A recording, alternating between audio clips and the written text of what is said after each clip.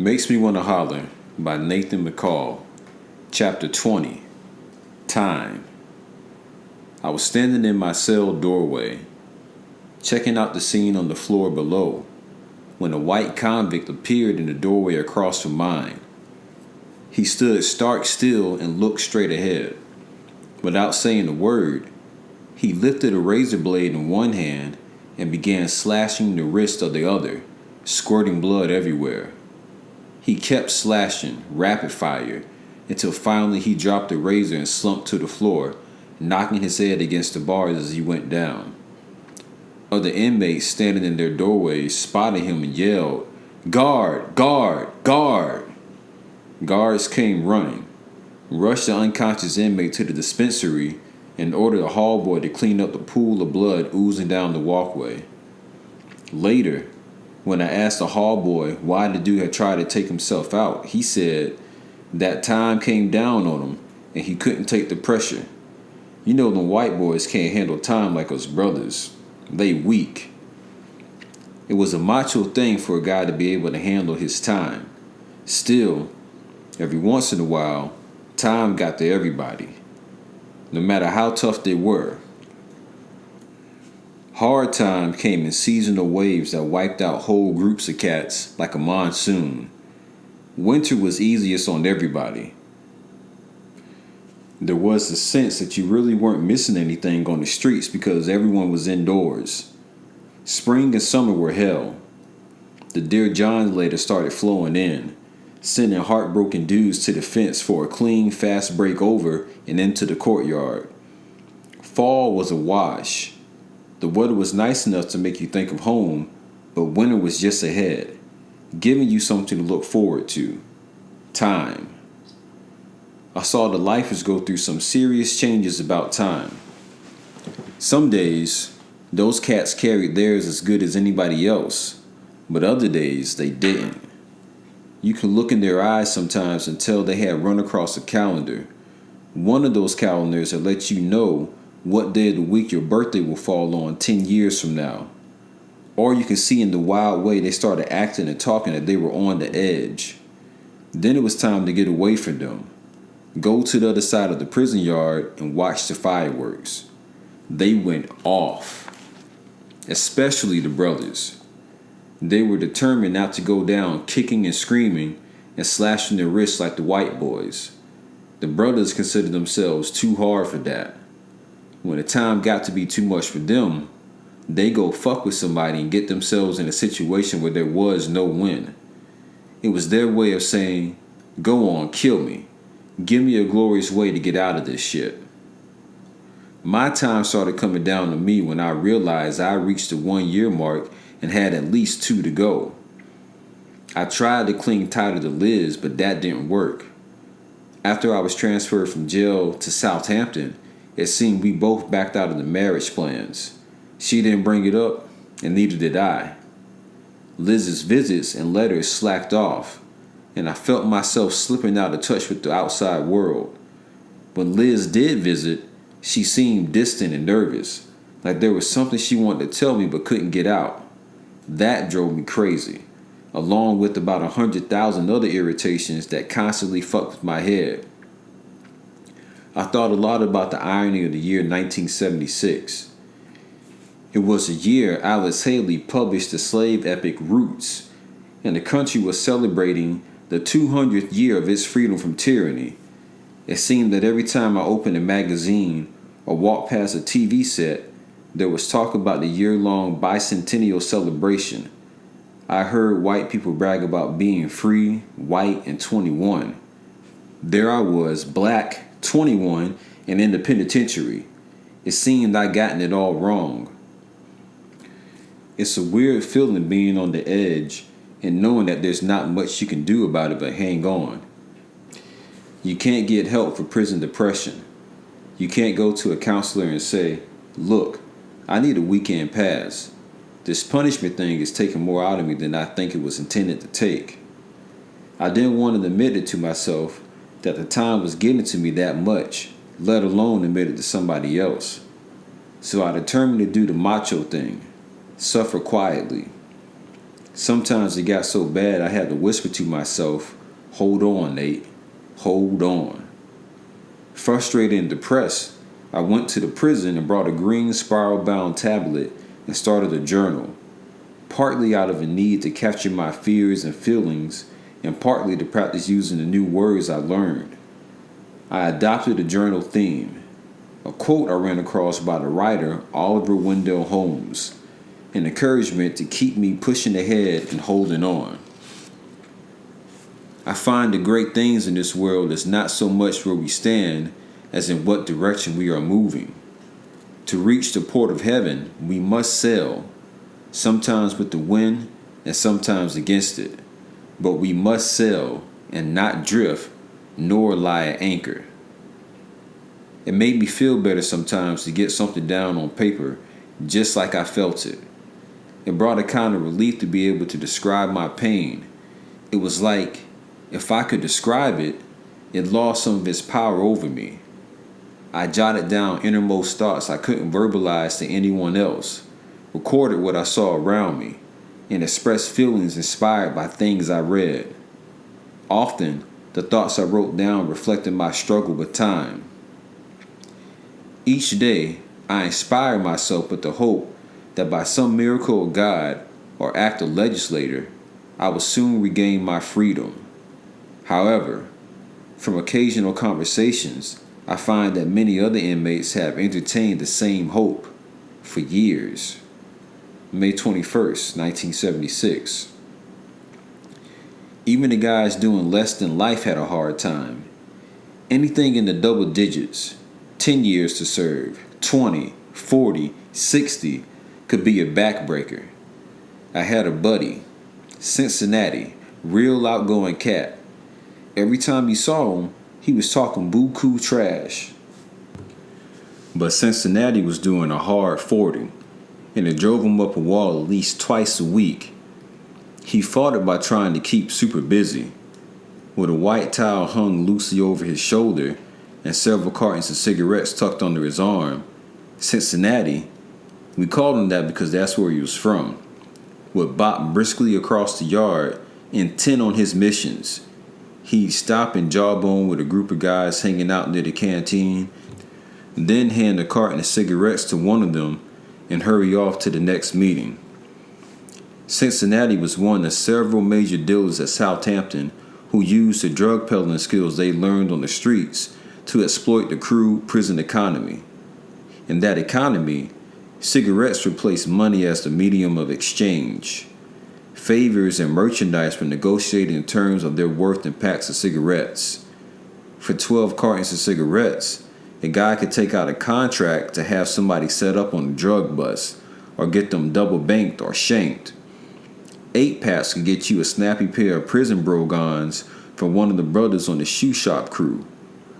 For 3 packs each week, laundry workers would see to it your shirts and pants were crisply starched. Cincinnati liked to get his gray prison shirt starched so he could turn up the collar and look real cool. The really swift dealers found ways to convert a portion of their goods to forbidden cash, which they used to bribe guards to get them reefer and liquor, or save for their eventual return to the streets. Cincinnati, who was about 2 years older than me and had logged a lot more street time, was penitentiary rich. He decorated his cell with plush blue towels and stockpiled so much stuff that the rear wall of his cell looked like a convenience store. It was stacked from floor to ceiling with boxes of cookies, cigarettes, and other stuff he sold, 2 for 1 to inmates seeking credit until payday. Watching cats like him, I often thought about Mo Battle and his theory about pawns. Cincinnati handled time and played chess like he lived. He failed to think far ahead, and he chased pawns all over the board. In his free time off from the kitchen, where he worked, he busied himself zigzagging across the prison yard, collecting outstanding debts and treating his petty business matters like they were major business deals. Cincinnati was playful and cheery most of the time. He was as dark as night and had a shiny gold tooth that gleamed like a coin when he smiled. Short and squat, He had a massive upper body and a low center of gravity like Mike Tyson. In fact, his voice, high-pitched and squeaky, sounded a lot like Tyson's too. It was the kind of voice that sounded like it belonged to a child. But nobody mistook Cincinnati for a child. He was a tank and could turn from nice guy to cold killer in a split second. He addressed everybody as bro.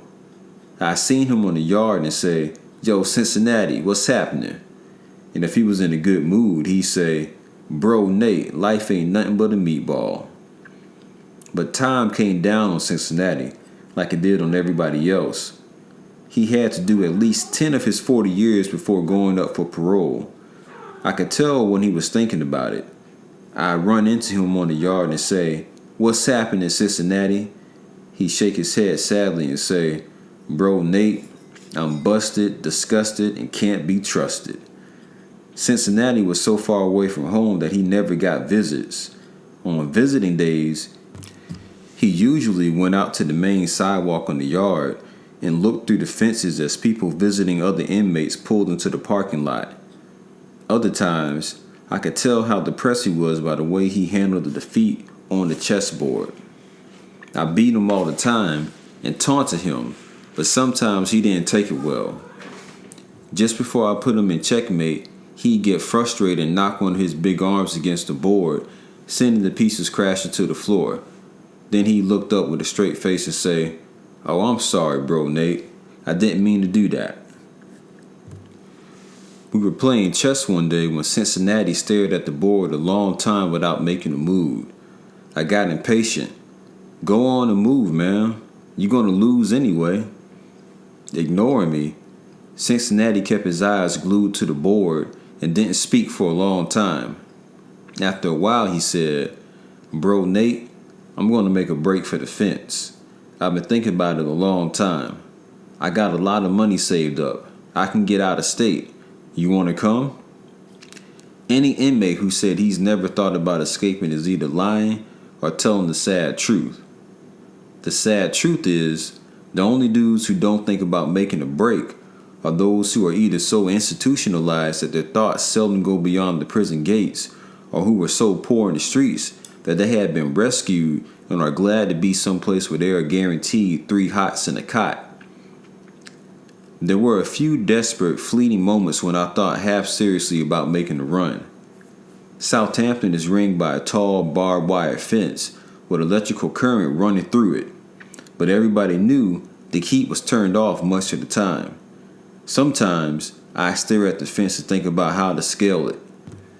I pictured myself tossing my thick winter coat on top of the barbed wire to test the heat and protect my hands, climbing quickly to the top and leaping to the other side to make my dash before tower guards could get off a good shot. I had mapped an escape route based on what I'd seen of the area while traveling with the gun gang. I had thought it through like a chess match, move for move. That's why I didn't try. When I thought it through, I always saw a great chance of getting busted or leading such a miserable life on the run that would be another form of imprisonment. Looking at Cincinnati, I jokingly turned down his offer to run. "Nah, brother man, I'm going to squat here. I'm expecting a visit from my lady this weekend. I'd hate for her to come and find me gone. Besides, I can handle my bid. You do the crime, you gotta do the time, Jack." I forgot about our conversation until a week or two later when the big whistle at the guard tower sounded, signaling all inmates to go to their cells to be counted. The whistle blew at certain times every day, but on this day, it sounded at an odd hour, meaning there was something wrong. After we went to our cells, the word spread that Cincinnati had made a break. He hidden in the attic of the school building, then scrambled over the fence after a posse left the compound to hunt for him. Following the count, guys in my building, I was in C3 by then, grew real quiet. Every time someone escaped, I got quiet and privately rooted for him to get away. I sat on my bunk thinking about Cincinnati, trying to picture him out in the pitch dark, his black face sweating and ducking through bushes, hotly pursued by white men with guns and barking dogs. I imagined him low running across some broad field, dodging lights and listening for suspicious sounds. I imagined the white country folks, alerted to the escape, grabbing their shotguns and joining the hunt. Some weeks after Cincinnati made his break, he got caught somewhere in the state. It saddened me. He was shipped to a maximum security prison more confining than Southampton, and he got more time tacked on to the 40 years that was already giving him hell. Prison paranoia is a dangerous thing. It can affect a person to the extent that he becomes distrustful of anyone and everyone. Even though my woman has displayed no signs of infidelity, I find myself scrutinizing her behavior each week in the visiting room, searching her eyes for the slightest faltering trait. I search and hope that I discover none, but hope even more that if there is, I will detect it before it discovers me and slithers back into some obscure hiding place. June 4th, 1976. I walked into the crowded visiting room and took a seat at the table with Liz. My intuition told me something was up. She'd come alone without my parents or my son, and her brown eyes, usually bright and cheery, were sad and evasive. In the letters she sent to me early in the week, she had said there was something she wanted to discuss. I sensed what it was and I'd come prepared. We exchanged small talk, then there was this awkward silence. Finally, I spoke, relieving her of a burden I sensed was killing her. "You're seeing someone else, aren't you?" She nodded yes. There was a long pause as she waited for my reaction.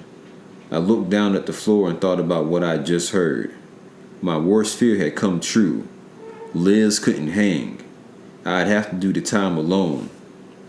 I understood. She'd done the best she could.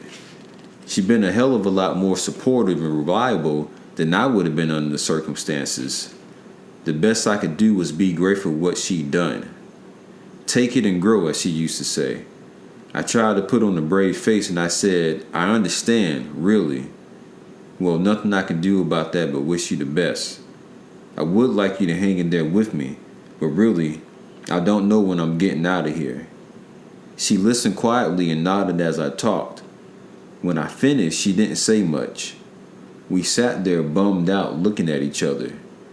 Mr. and Miss Manor. Liz wished me well. Her eyes watered, then she said goodbye and left.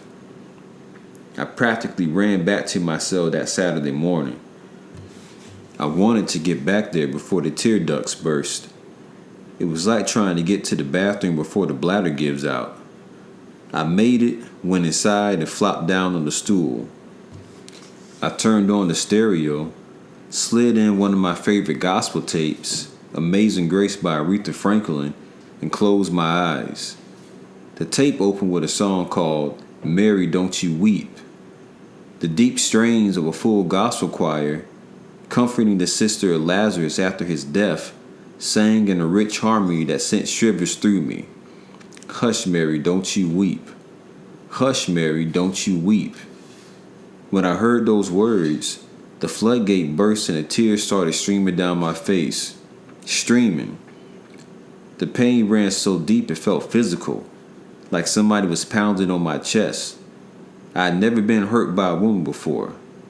I had never cared enough to be hurt by one. I sat there, leaning on the cell door, listening to Aretha and crying. Inmates walked past and I didn't even lift my head. I didn't care who saw me or what they thought.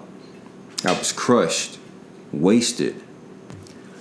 I cried until tears blurred my vision. Then I got up, picked up my washcloth, rinsed it in the sink and held it to my face and cried some more. Liz was gone. I remember that she had once told me, "I'll follow you into a ditch if you lead me there." Well, I had led her there, but she never promised to stay. Sometimes I'd get grinding migraines that lasted for hours on end. I figured it was caused by the pain of losing Liz and the stress and tension hounding me. When the frequency of the headaches increased, I came up with ways to relieve the stress. I'd leave the place. I stretch out on my bunk, block out all light by putting a cloth over my eyes, and go into deep meditation or prayer. Starting with my toes, I concentrate hard and command every one of my body parts to chill. Often by the time I reached my head, the tension was gone. Then I take my imagination and soar away from the prison yard. I travel to Portsmouth or some faraway fictional place, or I adventure beyond the earth and wander through the galaxy, pondering the vastness of what God has done. I develop a hell of an imagination by doing those mental workouts, and it put me in touch with my spirit in wondrous ways. When the concentration was really good, I'd lose all feeling in my body, and my spirit would come through, making me feel at one with the universe. It was like being high. It felt so good, but I couldn't figure out a way to make it last. I just witnessed a brutal fight in the cafeteria. The atmosphere was certainly conducive to violence. Hot, odorous air filled with noise and flies. The two combatants went at each other's throats as if their lives meant nothing to them. After being confined for an extended period of time, life does tend to lose its value. I pray that I can remember my self-worth and remain cool. July 27th, 1976. A group of us from Tidewater were sitting around, sharing funny tales from the streets and telling war stories about crazy things we'd done. When my turn came, I told a story about a near stick-up on Church Street in Norfolk. Yeah, man, we ran across a dude who had nothing but chump change on him. We got mad because the dude was broke, so we took his change and started to take his pants. He had on some yellow, flimsy-looking pants, so we made him walk with us under a street lamp so we can get a better look at him. When we got under the street lamp, we could see the pants were cheap, and they were dirty, so we let the dude slide and keep his pants. Everybody was laughing. Everybody but a guy from Norfolk named Tony. Squinting his eyes, he leaned over and interrupted. "Did you say the guy had on yellow pants?" "Yeah." "God damn it, that was me y'all stuck up that night," he said, pointing a finger at me. Everything got quiet. The guys looked at me, then at Tony, then back at me. Somebody snickered, and everybody else joined in. I laughed too until I looked at Tony and realized he still wasn't laughing. He was hot. He looked embarrassed and mad as hell. To lighten the mood, I extended my hand playfully and said, "Wow, man, I'm sorry about that. You know I didn't know you then." Tony looked at my hand like he wanted to spit on it. "Nah, man, that shit ain't funny." The way he said it, I knew he wasn't going to let the thing drop. I knew that stupid macho pride had him by the throat and was choking the shit out of him. A week or two after the exchange, she came into the library where I was working, sat in a corner, and started tearing pages out of magazines. The library was filled with inmates. I walked over to the table and said, "Yo, Tony, you can't tear the pages out of the magazines, man. Other people have to read them." He looked up, smiled an evil smile, then ripped out another page and said, "What you gonna do about it? You ain't no killer." The room grew quiet. I felt like all eyes were on me, waiting to see what I would do. I started thinking fast. Tony was stout and muscular, and I figured he'd probably do the moonwalk on me if he got his hands on me. He was sitting down and I was standing. I glanced at an empty chair near him. I thought, I could sneak him right off the bat, grab that chair and wrap it around his head. Then I thought about the potential consequences of fighting at work. I could lose my job, get kicked out of the library. I thought, I gotta let it slide. I have to. I looked at Tony, shrugged my shoulders and said, "I ain't gonna do nothing, man. The magazines don't belong to me." Tony sat there staring at me and tore more pages out the magazines. I walked away. Later that night, I thought about it some more. I thought about how he'd come off. I thought he disrespected me. I was too scared to let the man get away with disrespecting me. I felt I had faith that God would take care of me, but whenever I got that scared about something, I relied on what I knew best, faith in self. So I prayed, then set God aside for the time being and put together a shank like I learned to make while in the Norfolk jail. I melded a razor blade into a toothbrush handle, leaving the sharp edges sticking out like a miniature tomahawk. I told one of my buddies what I intended to do. I got to get that nigga, man. He disrespected me and tried to chunk me down. The next day, we went looking for Tony on the yard. We spotted him leaving the dispensary with a partner. While my friend kept a lookout for guards, I approached Tony. Without saying anything, I pulled the razor blade and swung it at his throat. He jumped back. I lunged at him again and he flung his arms in front of his face, blocking the blow. The razor slashed his coat. He held his hands and said, hold it, man, be cool. Everything's cool. We all right, man, I ain't got no beef with you. I pointed the razor at him. Nigga, don't ever take me to be no chump. Alright, bro, I was just playing with you yesterday. I turned and walked away, relieved that he backed down and grateful that none of the guards standing on the yard had seen what went down. My parents came to see me that afternoon. I went into the visiting room, still hyper from the scene with Tony. As we talked, I looked at them and wondered what they'd say if they knew. I had just risked everything I worked for to prove a manhood point. I wondered if Tony was going to try to get some get back or pay somebody to try to shank me with my back was turned. I wondered if the time was coming down on me so badly that I was losing my grip. At chow time that evening, my homie Pearly Blue came to the table and sat next to me. There was a slight smirk on his face. I sensed he was feeling a certain delight in knowing he warned me to hang tight with my homies to keep hassles away. Yo, man, I heard you had a run-in with Tony. Yeah, small beef. I told you these old Rudy Poot niggas would try you if they think you walk alone. You know if you need to make another move on him, the homies can take care of it. I kept looking straight ahead as I ate. Nah, man, I got it under control. I had no problems from Tony the remainder of the time I was at Southampton. The one thing that seemed to soothe everybody in the joint was music. The loudest, most fucked up brothers in the place chilled out when they had on a set of headphones. Some white inmates had musical instruments, guitars, saxophones, flutes, and they practiced in their cells at night. Most of the brothers didn't like hearing white music. The brothers would holler through the cell doors, "Cut that hillbilly shit out." But one white guy from some rural Virginian town was exempt from the hassles. He was a fairly good guitar player and an even better singer. Every night before the lights went out, he calmed the building with music. He sang the same song and it reverberated throughout the place. He strummed his guitar and sang the John Denver tune, "Take Me Home, Country Roads." He sang in a voice so clean it sounded like he was standing on a mountain, crooning down into one of those luscious green valleys he was singing about. Country roads, take me home, to the place where I belong. When those lyrics floated into my cell, I'd sit quietly, lean my head against the concrete wall and listen. That song reminded me of how lonely I was and made me think of home. It made me think of Liz. It made me think of my son, my family, my neighborhood, my life. Sometimes when he sang that song, tears welled in my eyes and I wiped them away, get into bed and think some more. That song seemed to calm everybody in the building, even the badasses who were prone to yelling through their cells.